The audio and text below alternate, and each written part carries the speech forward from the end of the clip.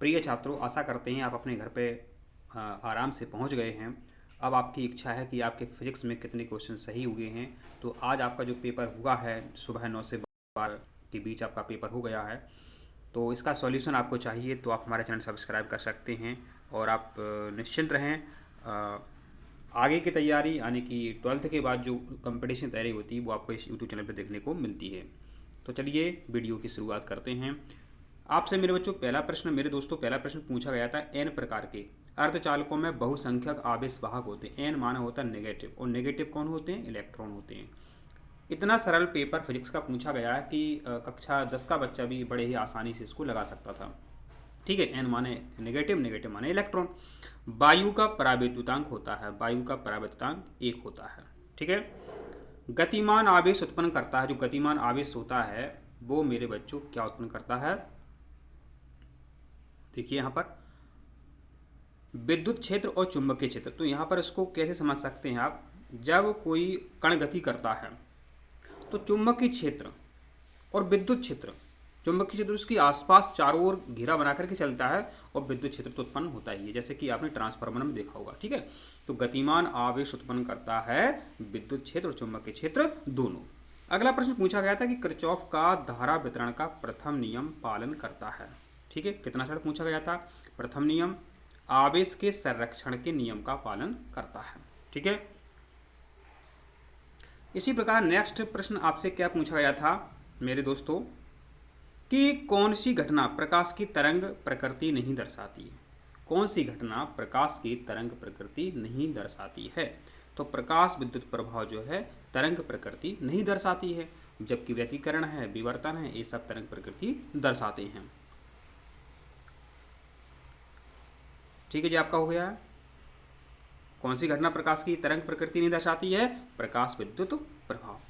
प्रकाश विद्युत प्रभाव की खोज किसने की थी? तो हेनरी हर्टज ने की थी। देखिए, हर्टज जो मात्रा के आवृत्ति से संबंधित है, ऐसा कोई पेपर नहीं बना जिसमें आवृत्ति से संबंधित, तीव्रता से संबंधित प्रश्न ना आता हो। ठीक है।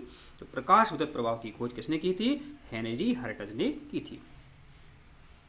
अब देखते हैं सही जोड़ियां आपसे मेरे दोस्तों पूछी गई थी। तो देखिए यहाँ पर जो आपकी प्रकाश की तीव्रता है,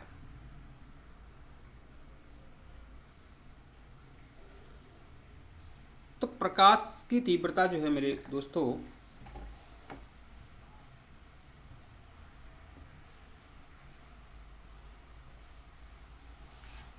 थोड़ा सा रुकें, ओनली 1 सेकेंड और 1 मिनट आप रुकें, थोड़ा सा एक कॉल आ गया है। ठीक है। तो प्रकाश की तीव्रता जो है, इसके सामने आपको क्या लिखना था? फोटोन की आवृत्ति लिखना था। ठीक है, आपको सामने लिखना होता, नहीं तो नंबर कट जाते हैं। ठीक है। तो प्रकाश की तीव्रता के सामने क्या लिखना था? फोटोन की आवृत्ति। अब है प्रकाश की आवृत्ति। तो प्रकाश की जो आवृत्ति है ये फोटोन की संख्या पर निर्भर करती है। प्रकाश की आवृत्ति फोटोन की संख्या पर निर्भर करती है। फिर पूछा गया था कारफलन।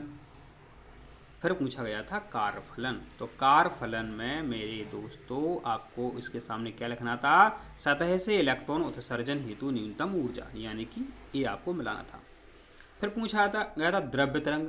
तो द्रव्य तरंग के सामने लिखना था गतिशील कण। ठीक है, गतिशील कण आपने को लिखना था। देहली कहा था हमने कि आवृत्ति है, संख्या आता रहता है, तो देहली आवृत्ति है, इसके सामने लिखना था सतह से इलेक्ट्रॉन उत्सर्जन हेतु न्यूनतम आवृत्ति। तो ये दूसरे नंबर का लिखना था। प्रकाश की कणीय प्रकृति के सामने आपको लिखना था फोटोन। इस तरीके से आपको ये सही जोड़ियां आज के पेपर में सॉल्यूशन के रूप में लिखनी थी, जिससे आपको पूरे के पूरे अंक ओटी में मिल जाते। आशा करते हैं आपने ऐसा ही किया होगा। अब देखिए, ऐसा जो प्रश्न है रिक्त स्थान वाला, ऐसे कौन सी परीक्षा है मेरे बच्चों जो आज तक ये प्रश्न मिस हुआ हो? हर साल ये प्रश्न पूछा जाता है। एक कूलम आवेश में इलेक्ट्रॉन कितने होते हैं? एक कूलम आवेश में इलेक्ट्रॉन होते हैं 6.25 × 10⁻18। ठीक है, एक कूलम आवेश में इलेक्ट्रॉन होते हैं। इतना सरल पेपर में पूछा गया था। चुंबकीय क्षेत्र रेखा के किसी बिंदु पर खींची गई स्पर्श रेखा, देखो कितना सरल। अब हमने बोलने में आ गया स्पर्श रेखा। तो अब मेरे दोस्तों एक कितना सरल पेपर आपसे पूछा गया। केमिस्ट्री की तैयारी के लिए आपको इस यूट्यूब चैनल को सब्सक्राइब कर लेना चाहिए। विद्युत चुंबकीय तरंगों के संचरण की प्रकृति, कैसी होती है?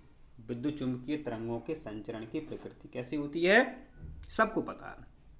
अनुप्रस्थ, किसको पता नहीं है ये आपने कक्षा 9 में अच्छे से इसको याद किया होगा, तो कक्षा 12वीं की बात है। प्रकाश वो विद्युत चुंबकीय तरंगों की संचरण प्रकृति कैसी होती है? अनुप्रस्थ होती है। फिर पूछा गया था प्रकाश की डॉट डॉट की घटना में ऊर्जा का पुनर्वितरण होता है। तो ऊर्जा का पुनर्वितरण, अब कक्षा 10 में आपने प्रकाश संश्लेषण नहीं पढ़ा है, प्रकाश की प्रकाश संश्लेषण की घटना में, तो यहां आपको क्या भरना है? प्रकाश संश्लेषण। ठीक है, यहां प्रकाश संश्लेषण, ये संश्लेषण थोड़ा गलत लग गया है, प्रकाश संश्लेषण। ठीक है, ये हो गया आपका। अब है आपसे पूछा गया था कि पूर्ण आंतरिक परावर्तन की घटना में अपवर्तन कोण, कौन सा कोण? अपवर्तन कोण होने पर आपतन कोण क्रांतिक कोण के बराबर होता है। देखिए इतने सरल प्रश्न जो है आपसे पूछे गए थे। 90 डिग्री सरल सूक्ष्मदर्शी फोकस दूरी का एक अभिसारी लेंस होता है। तो सरल सूक्ष्मदर्शी कम फोकस दूरी का एक अभिसारी लेंस होता है। दो लेंस होते हैं, एक अपसारी एक अभिसारी। अभिसारी माने जो अपन आँखों में माने घड़ी साज होते हैं उनके लिए जो उत्तल लेंस होता है, क्या? उत्तल लेंस। तो सरल सूक्ष्मदर्शी उत्तल लेंस होता है, तो उसमें कम फोकस दूरी का एक उत्तल लेंस लगा होता है। तो आशा करते हैं ये आपने रिक्त स्थान देख लिए हैं। अब हैं आपके एक वाक्य में उत्तर दीजिए, तो इनको हम देखते हैं अभी। और आप केमिस्ट्री के हमारे वीडियो जरूर देखें, इससे आपके अच्छे से अच्छे अंक आपको परीक्षा में प्राप्त हो सकें।